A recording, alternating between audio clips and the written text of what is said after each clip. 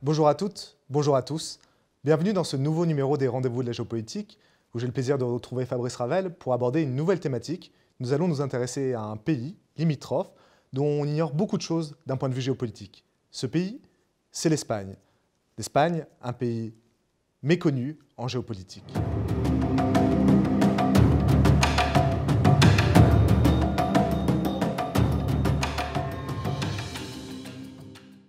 Fabrice, bonjour. Bonjour Olivier, bonjour à toutes et à tous. Alors d'habitude, on privilégie la forme interrogative, et vous l'avez vu, j'ai été très affirmatif, l'Espagne, un pays méconnu. C'est vrai que si on regarde l'Espagne aujourd'hui d'un point de vue géopolitique, on a l'habitude de s'intéresser à elle, d'un point de vue problématique d'ailleurs, au point de vue européen, mais on a du mal à voir quel est son poids ou son influence en géopolitique. Un pays qui est extrêmement discret finalement. Oui, c'est vrai que ça paraît important à souligner en préambule, parce que effectivement, pour démontrer que l'Espagne n'est pas aussi distante ou éloignée de la géopolitique, il faut commencer par expliquer pourquoi on a tendance, parmi les observateurs, y compris parmi les journalistes d'ailleurs, à sous-estimer un petit peu l'influence de l'Espagne en géopolitique et à considérer qu'elle a été vraiment très absente de la géopolitique depuis au moins 200 ans. Alors à mon sens, il y a trois raisons principales à ça, qui permettront d'ailleurs d'expliquer un certain nombre de phénomènes inhérents à l'Espagne au XXe siècle. La première raison, me semble-t-il, qui est assez paradoxale, et qui d'ailleurs est très fortement paradoxale, si vous me permettez, puisque l'Espagne va rentrer dans une sorte de déclin politique au XIXe siècle, et que donc d'ailleurs, si elle rentre en déclin, c'est qu'auparavant, elle était forcément une puissance majeure. Donc là, on voit bien déjà toute l'ambiguïté de nos propos. Mais en fait, au XIXe siècle, on a un phénomène de décolonisation. L'Espagne a été d'une première puissance coloniale, avec bien sûr la découverte des Amériques, puis l'installation du pouvoir espagnol dans les différents pays d'Amérique du Sud. Et en fait, il y a tout un mouvement de décolonisation qui se met en place dans le XIXe siècle, principalement dans la première partie du XIXe siècle, alors dont on peut considérer qu'il s'achèvera en 1898 avec l'indépendance de Cuba, poussée en cela par les États-Unis. Mais la majeure partie de la décolonisation espagnole se fait dans la première partie du XIXe siècle. Et c'est très étonnant comme situation, parce que ça se trouve se produire en même temps que les autres pays européens, eux, ont l'air de monter en puissance et d'être plutôt sur des logiques impérialistes, pour ne pas dire des logiques colonialistes. Donc là, il y a une sorte de porte-à-faux, de décalage complet. Et cette lecture est conjuguée à une autre dynamique qu'il faut ajouter, c'est le fait que l'Espagne, pour différentes raisons qui appartiennent à son histoire, à sa société, à sa sociologie, on peut considérer qu'elle rate la révolution industrielle que vont connaître respectivement les pays anglo-saxons, je pense notamment au Royaume-Uni, que va connaître la France, que va connaître l'Allemagne à partir de sa réunification le 18 janvier 1871. Et donc en fait, au déclin en termes de relations internationales se conjugue une incapacité à s'adapter à l'économie et un appauvrissement du pays. Et puis il y a un troisième paramètre qui me paraît encore plus judicieux, qui est un peu plus peut-être difficile à mettre en évidence, mais qui est plus géopolitique, c'est le fait que souvent les pays bénéficient ou pas du fait d'être dans le centre de la géopolitique, l'épicentre de la géopolitique, ou de s'en éloigner. Or, on constate vers la fin du XIXe siècle et le début du XXe siècle que l'épicentre de la géopolitique se déplace plutôt de l'Atlantique vers l'Afrique, vers la Méditerranée ou vers le Proche ou l'Extrême-Orient.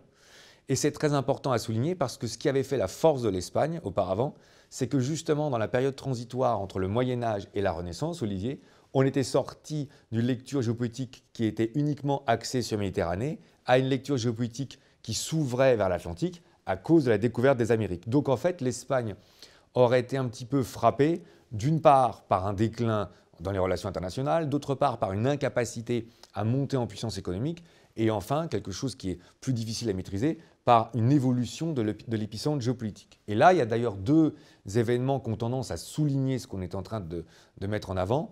D'abord, le fait que l'Espagne est l'un des rares pays européens à ne pas avoir été plongé ni dans la Première Guerre mondiale, ni dans la Seconde Guerre mondiale, ce qui est quand même un cas très très rare, c'est le cas de 2 ou 3 pays en Europe. Et puis, de surcroît, l'Espagne va mettre énormément de temps à rentrer dans la construction européenne. Ça, c'est important à rappeler. Parce que donc le 25 mars 1957, comme on l'a souvent évoqué dans des rendez-vous de la géopolitique précédents, on a la CE qui se met en place. Et finalement, l'Espagne ne rentre que le 1er janvier 1986. Or, de par l'histoire qu'on va évoquer maintenant, en fait, il aurait été totalement légitime, de par la population espagnole, la superficie espagnole et donc l'histoire espagnole, que l'Espagne rentrera beaucoup plus tôt. Donc on a tendance à considérer d'ailleurs que c'est pour des raisons de retard économique que l'Espagne était rentrée tardivement, ce qui est un peu une sorte, d'un point de vue excessif, ce qui est un peu une sorte de réflexe, je trouve, excessif, puisque on est sur une grille de lecture qui serait purement économique, alors qu'en géopolitique, on ne peut pas rester cantonné à l'économie, et on va se rendre compte à travers des exemples historiques que le poids de l'Espagne en géopolitique est en fait considérable. Oui, on le voit donc à travers le 19e et le 20e siècle, ça fait écran à l'importance et au rôle géopolitique de l'Espagne. Il est peut-être nécessaire de revenir en arrière pour comprendre justement l'influence qu'a eu l'Espagne à travers des événements. Oui, d'autant plus que là, je précise qu'on va d'emblée faire un choix ensemble, c'est qu'on va en mettre en évidence trois, et que d'ailleurs l'histoire espagnole est tellement importante dans les relations internationales qu'on aurait pu même en mettre beaucoup d'autres. Je pense notamment à la Reconquista espagnole entre le 5e siècle et donc le 15e siècle. Mais là, il y a trois facteurs qui me paraissent fondamentaux à mettre en avant. Et d'abord, si vous me le permettez, Olivier, c'est assez intéressant, parce que c'est très méconnu en France, alors qu'à mon sens, on pourra démontrer par la suite que ça a une importance dans l'histoire de France. Il y a l'Empire des Habsbourg. Alors déjà, ça nous amène à une réflexion sur laquelle là aussi il faudra qu'on revienne. C'est qu'on n'est pas forcément sous un État-nation, puisque l'Empire des Habsbourg, comme son nom l'indique, c'est plutôt une constellation de plusieurs territoires, comme on va le voir sur la carte, qui sont regroupés sous l'autorité ou la tutelle d'une dynastie. Et la période emblématique ou le summum de la puissance de l'Empire des Habsbourg, c'est bien sûr le XVIe siècle, globalement 1500-1598, avec Charles Quint, Charles Quintus, et son fils Philippe II. Et là, en fait, le siège du pouvoir est l'Espagne, mais en réalité, il faut savoir que c'est l'Autriche, c'est l'Hongrie, c'est la totalité de l'Europe centrale, c'est un certain nombre de territoires du Saint-Empire romain germanique qu'on avait évoqué dans une séance il y a 2 ans, c'est les territoires du Benelux, c'est l'Espagne, et excusez du peu, c'est les territoires en Amérique du Sud. D'ailleurs, on prête à Charles Quint, même si cette citation est un peu controversée, le fait d'avoir dit « Sur mon empire, le soleil ne se couche jamais ». Donc là, on mesure bien d'ailleurs que la France est au milieu de ce territoire, ce qui montre qu'il y aura des guerres assez récurrentes, mais ça prouve que l'Espagne est même la puissance dominante, au moins sur une partie du monde, pendant de très nombreuses années. Et c'est tellement vrai, on peut rajouter un autre paramètre, que les tercios, comme on dit en espagnol, qui sont une unité d'infanterie qui va être en place du début du XVIe jusqu'au début du XVIIe, sont totalement invaincus sur les territoires européens pendant pratiquement 110 à 120 ans. Donc en plus, on en a une concrétisation manifeste. Donc ça, c'est quelque chose qu'il faut remettre en avant, parce que ça va avoir des conséquences très importantes. On peut penser en termes d'architecture aux fameux toits en escalier, par exemple en Belgique, qui sont en réalité des réminiscences de l'art espagnol. Donc ça, c'est la première chose. Ensuite, il y a quelque chose qui est très connu en Espagne, par définition qui est très connu en Amérique du Sud, c'est los conquistadores. Et là, il y a des figures aussi emblématiques. Cet élan espagnol qui consiste à partir à la découverte, croit-on bien sûr à l'époque des Indes, mais dans la continuité de Christophe Colomb, on a surtout Cortés et Pizarro qui vont arriver au Mexique ou au Pérou et qui vont carrément arriver avec une démarche qui se veut à la fois religieuse et politique, sur un continent qu'on pense nouveau, puisque par définition, on le découvre. Et là, il y a tout un élan avec une noblesse espagnole qui est désargentée et qui souhaite redorer le blason de l'Espagne. Et d'ailleurs, c'est très important, parce qu'en fait, toutes les mines d'or et les mines d'argent d'Amérique du Sud vont contribuer à alimenter la puissance des Habsbourg pendant très longtemps et leur permettre de tenir tête face à des coalitions qu'on imagine nombreuses de par l'étendue de leur territoire. Donc ça, c'est très très important parce qu'on a tendance toujours aujourd'hui à l'oublier, et ça fait quand même de l'Espagne la puissance majeure pendant 110 à 120 ans en Europe. Et puis il y a un troisième paramètre sur lequel pour l'instant on restera volontairement sibyllin parce qu'on aura l'opportunité de le développer d'une manière différente. Il y a la guerre d'Espagne, Olivier, du 18 juillet 1936 au 1er avril 1939, et le moins qu'on puisse dire, c'est qu'elle a des conséquences, alors évidemment sur la géopolitique de l'époque, mais qu'elle a encore des conséquences aujourd'hui sur lesquelles on va s'exprimer.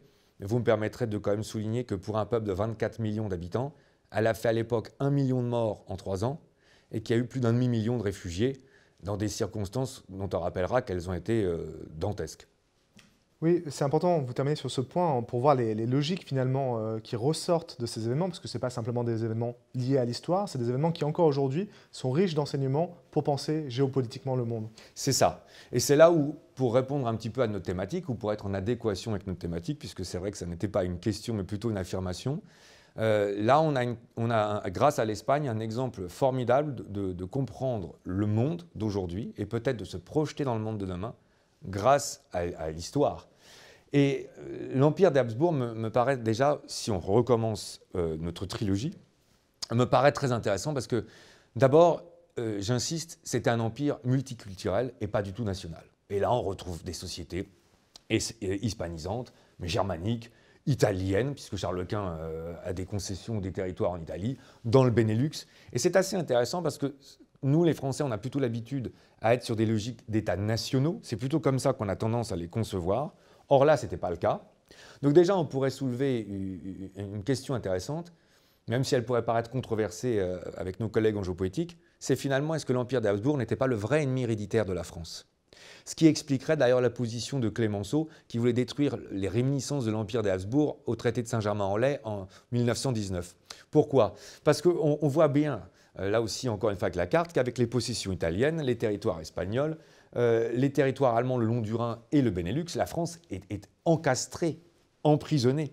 Et d'ailleurs, la France ou le Royaume de France sera la première monarchie chrétienne à envoyer une ambassade chez le Grand Turc, comme on dit à l'époque, parce qu'en réalité, l'Empire ottoman est en guerre contre Vienne et contre la famille d'Habsbourg. Donc en fait, on a toujours tendance à opposer la France à l'Allemagne, qui pourtant n'existe que depuis le 18 janvier 1871. Au Royaume-Uni, ça c'est un grand classique, la rivalité franco-britannique, mais on oublie trop souvent que de par la prédominance des Espagnols et des Habsbourg, on a eu la guerre de succession d'Espagne, enfin des conflits qui ont été très importants sous Louis XIII et sous Louis XIV. Donc en fait, on a l'image d'une société européenne qui pourrait se construire autrement que sous la nation. Ça me paraît très important à dire au moment d'une année d'élections européennes comme 2019. Et on peut même se demander si de ce point de vue-là, avec bien sûr la démocratie en plus, on n'aurait pas un modèle de ce qu'il conviendrait mettre en place sur les questions européennes. Ça, c'est, j'ai envie de dire, les Habsbourg qui nous l'apprennent, pouvoir construire un État différent. Il y a autre chose que l'Empire des Habsbourg nous apprend, c'est que voilà une puissance dont on imaginait qu'elle était redoutable, de par ses possessions territoriales, de par les richesses abondantes qui arrivaient des mines d'argent et d'or d'Amérique du Sud, qui paraissait invincible militairement pendant 130 ans, et qui pourtant s'est totalement écroulé, Olivier. Et donc là aussi, ça nous apprend la modestie en relations internationales, car on avait déjà eu l'habitude de dire dans une séance précédente que les frontières n'étaient pas intangibles, mais là, on pourra insister en disant que les États sont mortels. La phrase de Jean-Jacques Rousseau, je la dis souvent à nos amis étudiants, si Sparte et Rome ont péri, 3 points de suspension, on pourrait rajouter l'Empire des Habsbourg aussi. Quant aux conquistadors qu'on évoquait précédemment, là j'ai le sentiment qu'on monte en puissance en termes de dimension, parce qu'il y a un film qui me paraît intéressant à mettre en avant, c'est Aguirre ou La colère de Dieu. Alors sur les conquistadors, il y a un ouvrage qui a d'ailleurs été écrit, mis en avant par un grand géopoliticien qui s'appelle Gérard Chalian, qu'on trouve en collection Omnibus, qui est donc les conquistadors sur le Mexique et le Pérou avec Cortés et Pizarro. Mais ce qui est intéressant dans le film Aguirre ou La colère de Dieu de 1972, alors d'abord on a Klaus Kinski qui est un acteur allemand qui est totalement illuminé, je crois que c'est le terme qui convient d'ailleurs dans sa vie réelle comme dans sa vie d'acteur, et qui joue le rôle d'un conquistador espagnol et ils sont à la recherche de l'Eldorado. Et ça, moi, c'est ce que j'appelle en géopolitique l'hubris, la démesure,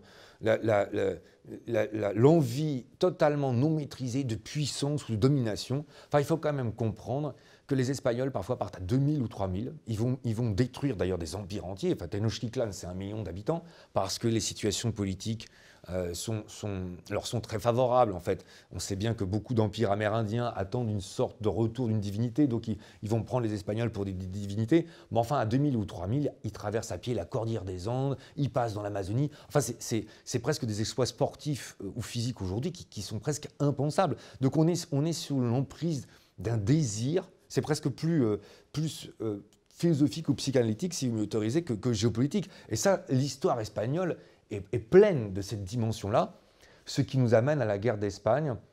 Et alors là, si on veut d'abord commencer un peu par étayer les chiffres, cette guerre va être terrible, comme toutes les guerres civiles.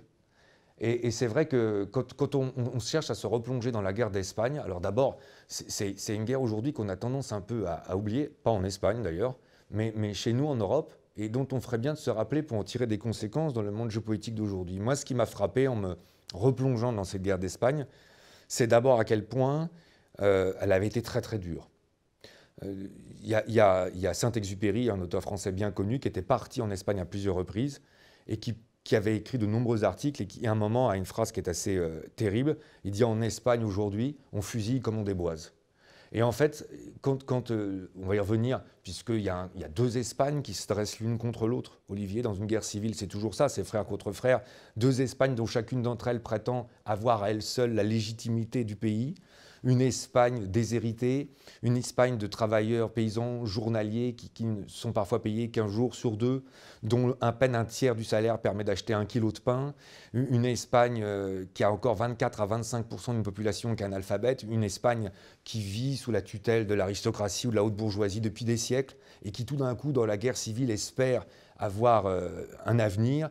Et puis l'Espagne de l'Église, de los conquistadores, l'Espagne éternelle, telle que Franco va l'appeler dans son discours du 18 juillet 1936, Arriba España. Donc là, deux Espagnes totalement non réconciliables qui décident, en fait, dans un seul point commun, de s'affronter totalement. Donc on a des dizaines de milliers de fusillés les premières semaines. Parfois, quand les villes tombent dans un camp ou dans l'autre, il y a 2000 morts dans la nuit.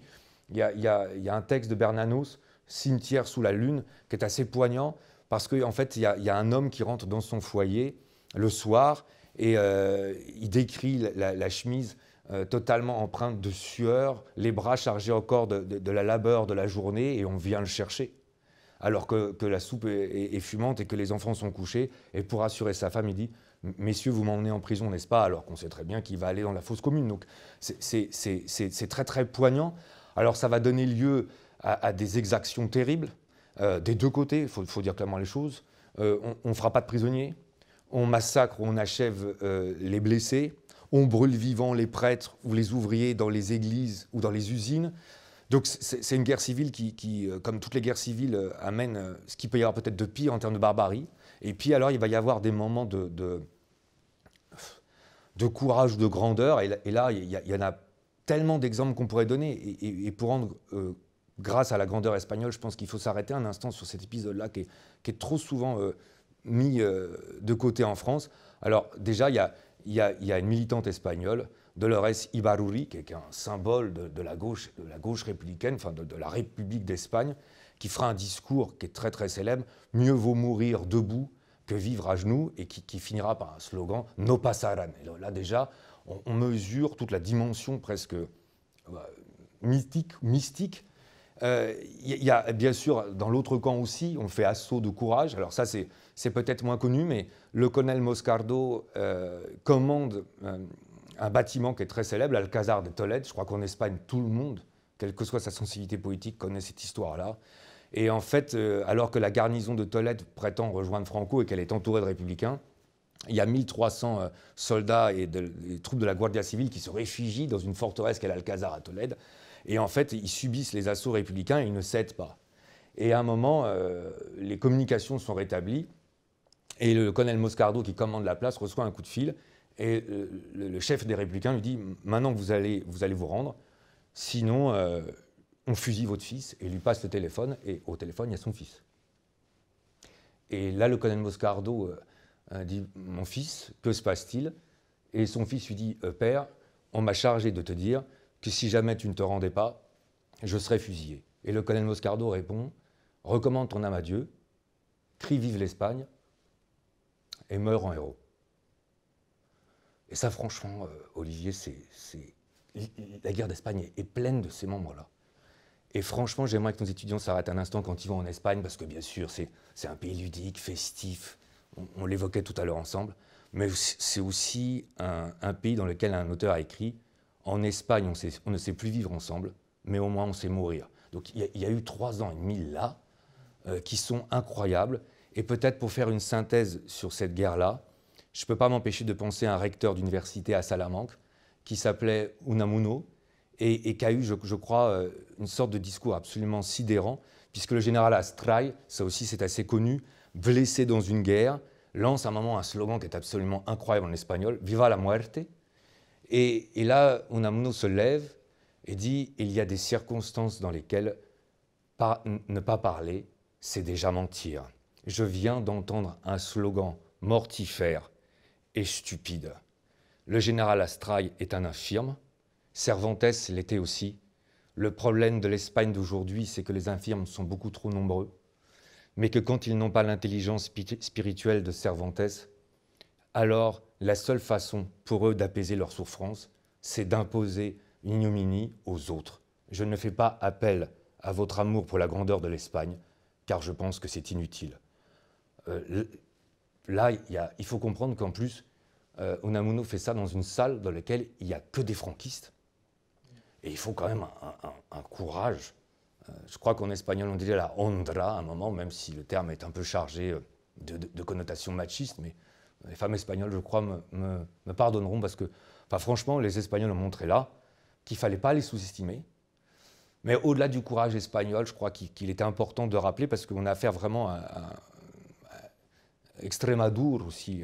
C'est une région très dure où il y a peu de verdure, où il y a peu d'eau, d'ailleurs, qui va être la région vraiment nourricière des conquistadors. Au-delà du courage espagnol, qu'il ne faut jamais oublier, parce que je pense qu'on retrouve ça maintenant, bien sûr, dans les entreprises, dans le sport. Si les Espagnols arrivent bien à magnifier ce caractère, à mon avis, c'est là. Mais je crois qu'au-delà de l'Espagne, ce qui nous interpelle dans la guerre civile espagnole, c'est comment n'a-t-on pas pu plus se souvenir de ça lors des événements du Proche et du Moyen-Orient, Olivier, en Irak et en Syrie. Comment a-t-on pu être surpris du degré de dureté de ces guerres?